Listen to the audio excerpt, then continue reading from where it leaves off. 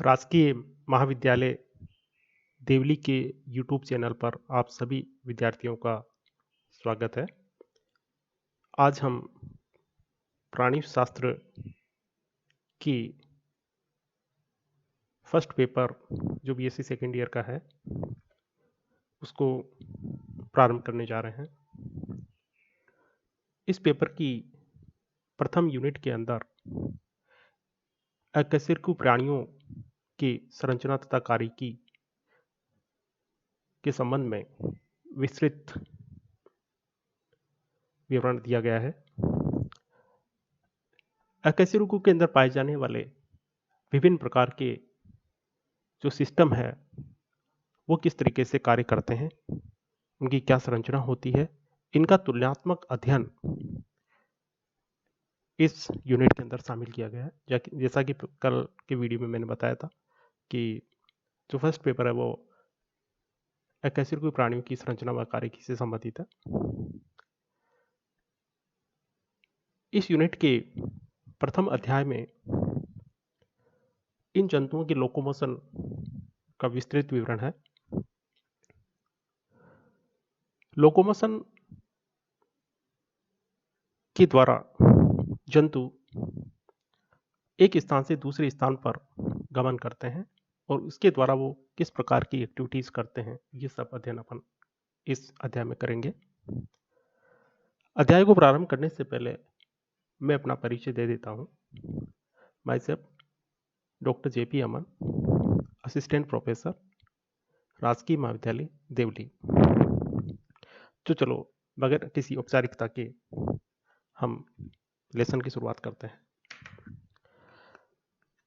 जैसा कि हम बात कर रहे हैं इनवर्टिब्रेट की, तो पहला प्रश्न यह आता है कि इनवर्टिब्रेट क्या है। आप छोटी क्लासेस के अंदर इनवर्टिब्रेट के बारे में पहले से भी जानते हैं, पढ़ते हैं, फिर भी यहाँ पर कुछ बातें हैं जो मैं आपको बताना चाहता हूँ। देखो, इनवर्टिब्रेट के अंदर किसी भी प्रकार का जो बाह्य कंकाल है वो वर्टिब्रेट के समान इतना मजबूत नहीं होता है। हालांकि इसके कुछ जंतुओं में अंतः कंकाल तथा बाह्य कंकाल उपस्थित होता है, लेकिन वह वर्टिब्रेट्स के समान नहीं होता है।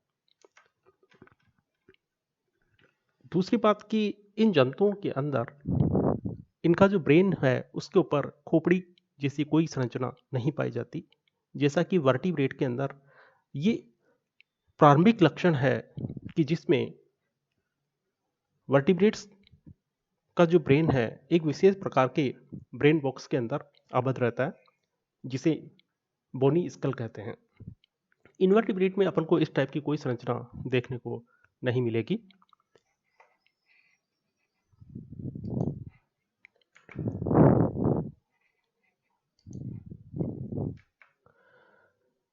इसी तरीके से इनका जो नर्वस सिस्टम है, तंत्रिका तंत्र के बारे में बात करें तो बहुत ही सिंपलेस्ट प्रकार का इनमें तंत्रिका तंत्र उपस्थित होता है और ये शरीर की मध्य अधर सतह के ऊपर स्थित होता है, जबकि वर्टिब्रेट्स में यही नर्वस सिस्टम विकसित प्रकार का होता है और शरीर की डोर्सल साइड पर यह स्थित होता है। इस यूनिट के अंदर विभिन्न प्रकार के जो सिस्टम है उनसे कार्यकी से संबंधित कुछ विवरण हम शामिल कर रहे हैं यहाँ पे। जैसे इस पेपर में लोकोमोशन और सपोर्ट, नेक्स्ट मसल एवं स्केलेटन, इनवर्टिब्रेट में पाई जाने वाली फीडिंग मैकेनिज्म, इनके उत्सर्जन तथा परासरण नियमन की क्रियाएं, इनकी बॉडी में जो बॉडी फ्लूइड या ब्लड जो भी है उसका सर्कुलेशन तथा उनके अंदर केसेस एक्सचेंज कैसे होता है वो चीज़ें, नर्वस सिस्टम जिसमें ब्रेन तथा इससे निकलने वाली नर्व को शामिल किया गया है, इसी तरीके से सेंस ऑर्गन्स, ये एक अलग अलग पॉइंट्स के को शामिल करते हुए इस पेपर को बनाया गया है। चलो अब अपनी बात पे आते हैं। लोकोमोशन, जंतु गति क्यों करते हैं, इसके पीछे मुख्यतः 3 कारणों को माना जाता है। फूड। पहला कारण फूड, क्योंकि ऊर्जा के लिए सभी जंतुओं को भोजन की आवश्यकता होती है और ये अपनी परिवेश के अंदर जहाँ पर ये रहते हैं वहीं से ये भोजन प्राप्त करते हैं, और भोजन की प्राप्ति के लिए ये एक स्थान से दूसरे स्थान पर गति करते हैं। इसी तरीके से डिफेंस, रक्षा, क्योंकि हम जानते हैं कि जिस परिवेश में ये रहते हैं वहाँ पर इनके ऊपर शिकार जातियों का हमेशा खतरा रहता है, तो अपने डिफेंस में बचाव के लिए ये अपने एक स्थान से दूसरे स्थान पर गति कर जाते हैं। इसी तरीके से अपने सेक्सुअल पार्टनर की सर्च में रिप्रोडक्शन करने के लिए भी इनके अंदर गति होती है। गति के बहुत सारे कारण भी है, लेकिन मूलभूत कारण इन तीन चीज़ों को अपन फूड, डिफेंस और रिप्रोडक्शन को लेते हैं। क्या आपने कभी बात सोची है कि सभी जंतु है क्या वे गति करते हैं? तो अधिकांश जंतु है वो गतिशील है, लेकिन इनवर्टिब्रेट के बहुत सारे जो फाइलम है उनके अंदर गतिहीन जंतु पाए जाते हैं, जिनको अपन सेडेंट्री एनिमल कहते हैं। जैसे पोरीफेरा के जो जंतु है, स्पंज जो है, वो एक निश्चित स्थान के ऊपर अपने आधार के द्वारा संलग्न रहती है और इनमें गति नाम की कोई चीज़ नहीं पाई जाती, लेकिन इनके अंदर रिप्रोडक्शन के समय इनके गैमेट्स वगैरह जो है वो जलीय माध्यम के अंदर गति करने में सक्षम होते हैं। दूसरे टाइप के जो एनिमल्स हैं जिनको अपन फ्री लिविंग एनिमल्स कहते हैं, ये जंतु फूड, डिफेंस या रिप्रोडक्शन के लिए एक स्थान से दूसरे स्थान पर गति कर जाते हैं। जैसे प्रोटोजोआ के कुछ जंतु हैं अपन पढ़ेंगे जिसके अंदर सीलिया, फ्लैजिला के द्वारा कैसे गति होती है। इसी तरह से सिलिंटिड्स के जंतु जिसके अंदर टेंटिकल्स वगैरह पाए जाते हैं उस तरह से गति करते हैं। एनिलिडा, आर्थ्रोपोडा, मोलस्का, इनके अंदर गति के लिए विशेष संरचनाएं पाई जाती है जिनके द्वारा ये गति करते हैं। अगर हम प्रोटोजोआ से लेकर के इकाइनोडर्मेटा तक बात करें कि गति की कौन कौन सी संरचनाएं के अंदर उपस्थित है, तो प्रोटोजोआ के अंदर जो गति है उसके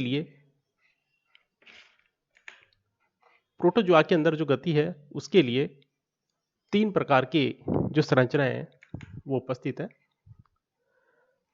स्यूडोपोडिया, फ्लैजिला तथा सीलिया, जो कि प्रोटोप्लाज्म से ही निर्मित होती है ये, और इनके द्वारा बहुत ही सीमित मात्रा के अंदर इन जंतुओं के द्वारा गति की जाती है। हम जानते हैं कि सभी प्रोटोजोआ है एक उसी के जंतु है और विशेष रूप के अंदर स्पष्ट रूप से इनके अंदर सभी जंतुओं के अंदर गति बहुत कम देखी जाती है। अगर एनिलिडा की बात करें तो उसके अंदर नेरीज, हेट्रोनेरीज, अर्थवर्म, इनके अंदर गति के लिए विशेष प्रकार की संरचनाएं पाई जाती है जिन्हें पैरापोडिया कहते हैं, और इस पैरापोडिया के अंदर सीटी लगी रहती है और इसी से ये जलीय माध्यम के अंदर गति करते हैं। स्टारफिश इकाइनोडर्मेटा का जंतु है और सारे इकाइनोडर्मेट केवल समुद्री जल के अंदर पाए जाते हैं, और ये किसी ठोस सतह के ऊपर, स्टारफिश किसी ठोस सतह के ऊपर गति करने के लिए इनके अंदर विशेष प्रकार का वाटर वेस्कुलर सिस्टम पाया जाता है जिसकी एक संरचना ट्यूब फिट होती है। इस ट्यूब फिट के द्वारा ये किसी ठोस सतह के ऊपर निर्वात या आसंजन के कारण चिपक जाती है और गति करती है। प्रोटोजोआ और मेटाजोआ, ये दोनों समूह के जंतु जो है वो एक कोशिकीय हैं और इनका शारीरिक संगठन जो है वो एक कोशिकीय स्तर का होता है। इन जंतुओं के अंदर जो गति के लिए विशेष संरचनाएं पाई जाती है, जैसे सीलिया है और फ्लैजिला है, ये मुख्य संरचनाएं इनके अंदर उपस्थित होती है। जिन प्रोटोजोआ के जंतुओं के अंदर ये अनुपस्थित होती है उनके अंदर एक विशेष प्रकार की गति देखने को मिलती है जिसे अमीबोइड मूवमेंट कहते हैं। इस अमीबोइड मूवमेंट के अंदर सेल के द्वारा एक विशेष प्रकार की अस्थायी संरचना विकसित होती है जो कि प्रोटोप्लाज्म से निर्मित होती है, जिसे स्यूडोपोडिया कहते हैं, जो कि प्रोटोजोआ के जो एक कोशिकीय जंतु हैं, अधिकांश जंतुओं के अंदर जो गति का जो संरचना है वो क्या है, अमीबॉइड मूवमेंट है या स्यूडोपोडिया के द्वारा इनके अंदर गति होती है। ये जो डायग्राम आप देख रहे हैं, आप सभी परिचित हैं इससे, ये अमीबा का डायग्राम है जिसकी बेसिक संरचना के अंदर ये एक कोशिकीय जंतु है। बाह्य सबसे बाह्यतम स्तर जो है इसके ऊपर प्लाज्मा मेम्ब्रेन उपस्थित है। इसके अंदर जो प्रोटोप्लाज्म है वो दो भागों के अंदर डिफ्रेंशिएट रहता है। जो बाह्य भाग होता है उसको एक्टोप्लाज्म बोलते हैं, आंतरिक भाग होता है उसको एंडोप्लाज्म बोलते हैं। एंडोप्लाज्म के अंदर केंद्रक, माइटोकॉन्ड्रिया आदि जो आवश्यक जो अंग है, सेल ऑर्गेनेलीज है, वो उपस्थित होते हैं। ये इसकी अमीबा की जो संरचना है वो अनियमित प्रकार की आकार की होती है, जिसके अंदर जो इसके बहुत सारे भागों के द्वारा ये जो उभार आप जो देख रहे हैं, स्यूडोपोडिया जिनको अपन कहते हैं, ये उभार इनके अंदर उपस्थित होते हैं। और सेल मेम्ब्रेन जो है वो अपनी ट्यूकोजोकोसिका होती है वैसी ही इसके अंदर पाई जाती है। जो बीज के अंदर एक बड़ी जो फूड वैक्यूल जो होती है, जिसके अंदर ये डाइजेशन के समय जो है जो बाह्य जो फूड होता है वो पाया जाता है और उसका इंट्रासेलुलर डाइजेशन होता है। केंद्रक इसकी सभी प्रकार की जो एक्टिविटीज़ है उनको नियंत्रित करता है। तो मोटे तौर पे कह सकते हैं कि एक कोशिकीय जंतुओं के अंदर ये अमीबा है वो एक टिपिकल जंतु है जिसका अपन गति इसके अंदर किस प्रकार की गति होती है, इसके स्यूडोपोडियल जो लोकोमोशन होती है उसके बारे में बात करेंगे। ये अगेन उसी का डायग्राम है जो कि इसके अंदर quartile vacuole, nucleus, food vacuoles, pseudopodia, ectoplasm, endoplasm को दिखाया गया है। अमीबॉइड मूवमेंट के अंदर जो मुख्य जो संरचना है जो प्रोटोजोआ के अंदर उपस्थित है वो है स्यूडोपोडिया। स्यूडोपोडिया जो कि प्रोटोप्लाज्म की आउटग्रोथ होती है। जो प्रोटोप्लाज्म की आउटग्रोथ होती है, मतलब कि ये एक्टोप्लाज्म तथा एंडोप्लाज्म दोनों से मिलकर के बनी होती है। स्यूडोपोडिया अमीबा के किसी स्थान पर एक अतिवृद्धि के रूप में विकसित हो सकता है। जो सबसे जो टॉप ऊपर की तरफ इसका जो भाग पाया जाता है उसे अपन हाइलिन केप कहते हैं। This is the hyaline cap, ये होती है हाइलिन केप। और इसका जो अग्रभाग जो होता है उसके अंदर एक जोन उपस्थित होता है जिसे फाउंटेन जोन कहते हैं। अभी अपन बताएंगे फाउंटेन जोन कब विकसित होता है, कैसे होता है। और जिस दिशा के अंदर सबसे बड़ा स्यूडोपोडिया बनता है उसी डायरेक्शन के अंदर, उसी दिशा के अंदर अमीबा गति करता है। अब अमीबा के जो बाह्य जो थोड़ा डेंस ये जो पदार्थ होता है इसको अपन एक्टोप्लाज्म कहते हैं और ये जेल लाइक होता है, इसे प्लाज्मा जेल भी कहते हैं। आंतरिक जो भाग है इसके अंदर जो प्रोटोप्लाज्म उपस्थित है वो थोड़ा पतली प्रकार का होता है, इसे प्लाज्मा सोल कहते हैं। तो जब अमीबा के अंदर स्यूडोपोडिया बनता है तो प्लाज्मा जेल और प्लाज्मा सोल विशेष रूप से परिवर्तित होते हैं और स्यूडोपोडिया के निर्माण में योगदान देते हैं। वो आगे अपन देखेंगे अभी किस तरह से इसके अंदर होती है। अमीबा के अलावा बहुत सारे जो एक कोशिकीय जंतु है जिनके अंदर भी स्यूडोपोडिया उपस्थित होते हैं। मुख्यतः 4 प्रकार के स्यूडोपोडिया अपन देखे जा सकते हैं,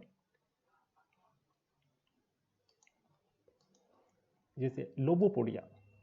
लोबोपोडिया ये बड़े साइज के स्यूडोपोडिया थे जो कि मुख्यतः अपन अमीबा के अंदर ही इसको देखने को मिलते हैं। लार्ज साइज के होते हैं, ब्लंट होते हैं, भोंतरे टाइप होते हैं। फिलोपोडिया सेकेंड टाइप के जो होते हैं, पतले और सामान्यतः क्या होते हैं, ब्रांच होते हैं।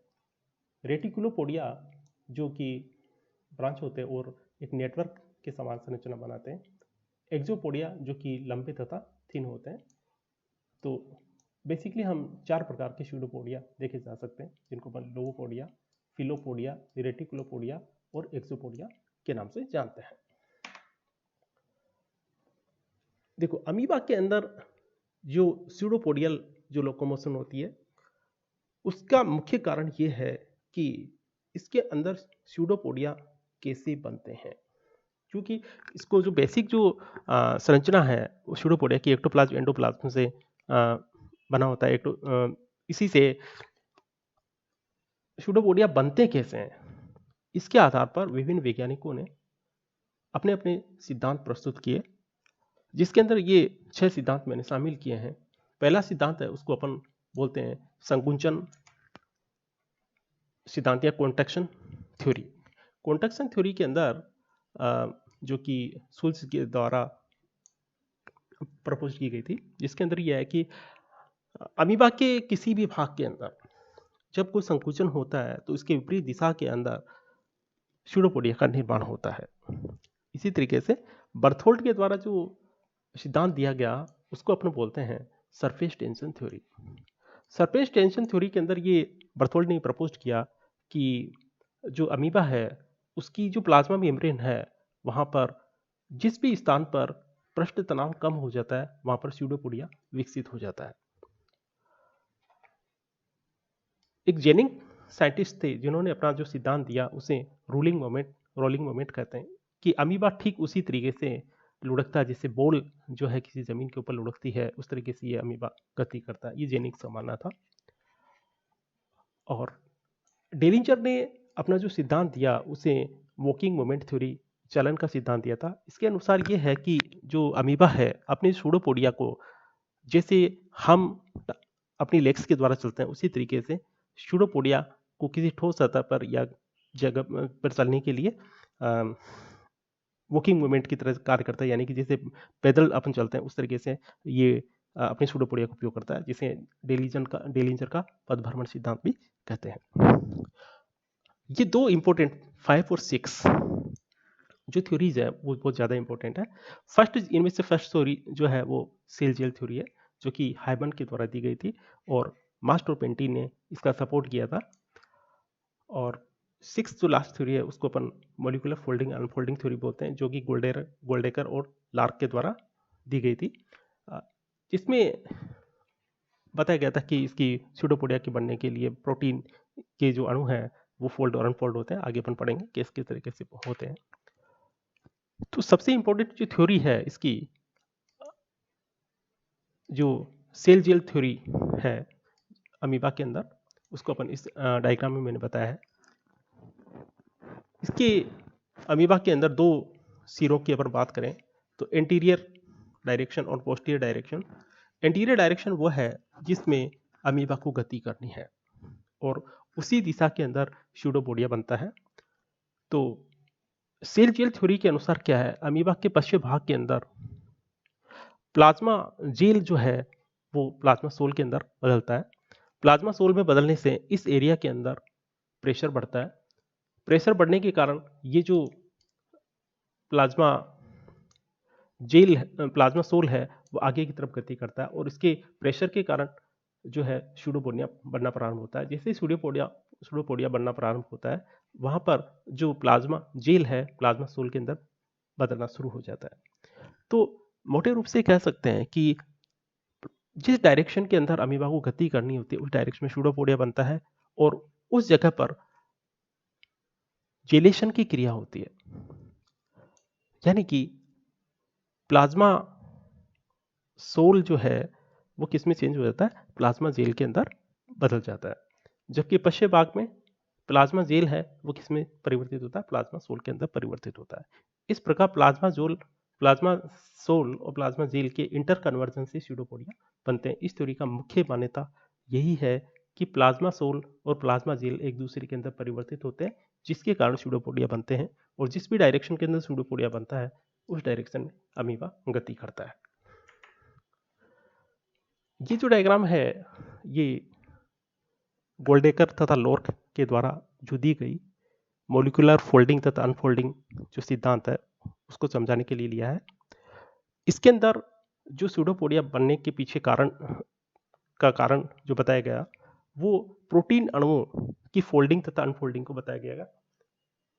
जब प्रोटीन अणु फोल्ड हो जाते हैं तो वो प्लाज्मा सोल में बदल जाते हैं और जब ये फैल जाते हैं बाह्य स्तर के ऊपर तो इसको अपन प्लाज्मा जेल के नाम से जानते हैं। तो वही एंटीरियर और पोस्टीरियर पार्ट जहाँ पर इंटीरियर भाग के अंदर क्या होता है कि जो प्रोटीन है उनके जो अणु हैं वो फैलते हैं। फैलने से क्या होगा, प्लाज्मा सोल है वो किस में चेंज होगा, प्लाज्मा जेल के अंदर बदलता है और यहाँ पर सूडोपोडिया बनना प्रारंभ हो जाता है। इसी तरीके से इसके पश्चिम भाग में जो प्रोटीन के अणु जो फैले हुए हैं वापस फोल्ड होना शुरू होते हैं और ये अनफोल्ड स्थिति में आ जाते हैं, जिसके कारण प्लाज्मा जेल जो है वो किस में चेंज होता है, प्लाज्मा सोल के अंदर बदल जाता है। तो इस प्रकार प्रोटीन के अणु फोल्डिंग तथा अनफोल्डिंग के कारण इनके अंदर सूडोपोडिया बनते हैं। जैसे इसमें इस डायग्राम के अंदर जो इसका इंटीरियर जो भाग है जहाँ पर प्रोटीन चेन है वो अनफोल्ड हो रही है, यानी कि यहाँ पे जेलेशन की क्रिया हो रही है, और जो पश्चिम भाग है जहाँ पर प्रोटीन की चेन जो फोल्डिंग हो रही है वहाँ पर सोलेशन की क्रिया होती है। आज के लिए इतना ही काफ़ी है, क्योंकि बड़ा वीडियो जो है वो अपलोड होने में थोड़ी सी दिक्कत होती है। तो अपन सीलिया तथा फ्लैजिला के बारे में अगले उसके अंदर वीडियो में बात करेंगे। आज के लिए काफ़ी है। Thank you.